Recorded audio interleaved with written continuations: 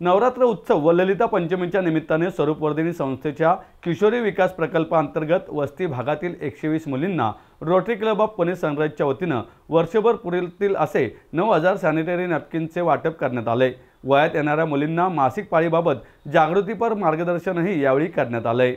शिक्षण मंडळाच्या माजी अध्यक्ष व पायल तिवारी बिटिया फाउंडेशनच्या संस्थापिका संगीता तिवारी, माजी पोलीस अधिकारी भानुप्रताप बर्गे यांच्या हस्ते हा कार्यक्रम पार पडला।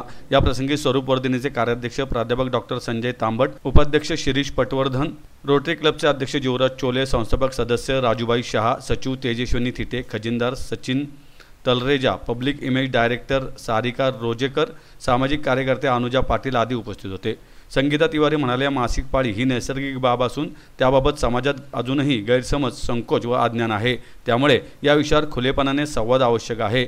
मुलींनी याबाबत लाज किंवा भीती बाळगू नये। पालकांनीही मुलींशी संवेदनशीलतेने चर्चा करावी। मुलींनी आरोग्यदायी सवयी अंगीकारत स्वच्छता राखावी। भानुप्रताप बर्गे म्हणाले, मुलींच्या सर्वांगीण विकासासाठी असे उपक्रम स्तुत्य आहेत। स्वसंरक्षणासोबत आरोग्याची निगा राखावी। मासिक पाळीबाबत उघडपणे बोलल्यास आरोग्याशी संबंधित अनेक समस्या कमी होऊ शकतात। यासाठी सामाजिक संस्थांनी पुढाकार घेणे अत्यंत गरजेचे आहे। जिद्द, मेहनत, सचोटीने अभ्यास करून मोठे व्हा असेही ते म्हणाले।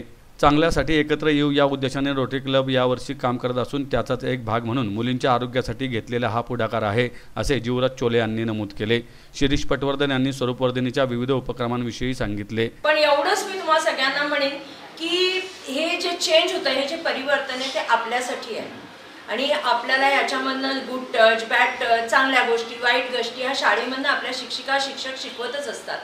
परंतु ह्या विषयावर ज्या एकदम ओपनली बोलायच्या गोष्टी आहेत त्याच्यासाठी आपण थोडं असं झिजकतो की कसं सांगायचं, काही अडचण मैत्रिणीच्या कानात सांगणार नाही। आपल्या बाई आहेत, आपल्या मॅडम येतात, आपल्या आता जर एवढे जर पुरुष आपल्याला सपोर्ट करत असतील तर मला नाही वाटत की ह्याच्यामध्ये शर्मेचे आपण काही पाप नाही केलेलं आहे। इज अ नॅचरल प्रोसेस आणि ती झाली तर त्याच्याबद्दल आणि जिवराज खरंच तुम्ही इनिशिएटिव्ह घेणे करताय।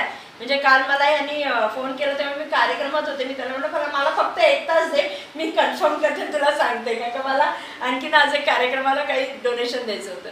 तर मी इमिजिएट त्याला सांगितलं की नाही, because I lost my 2 daughters in accident, त्यामुळे मला माहिती मुलींची किंमत काय असते। खरं सांगतो की खूप चांगलं काम स्वरूपवर्धिनी करत असते। एक तुम्हाला आयुष्याला दिशा देण्याचं काम, तुम्ही खूप लहान आहात परंतु तरीसुद्धा की एक आयुष्याची दिशा तुम्हाला या ठिकाणी मिळणार आहे। दुसरी गोष्ट एक लक्षात नेहमी ठेवा की तुमचे आई वडील, आपण काय खूप मोठ्या घरातले नाही आहेत, तुमच्यासारखीच अशी बसणारी मुलगी अशाच प्रकारे दुसऱ्या शाळांमध्ये दुसऱ्यांच्या मदतीने शिकणारी असे IPS ऑफिसर कित्येक जण आहेत, police officer, ladies police officer आहेत। चांगले चांगले गुंड आज त्यांना घाबरतात।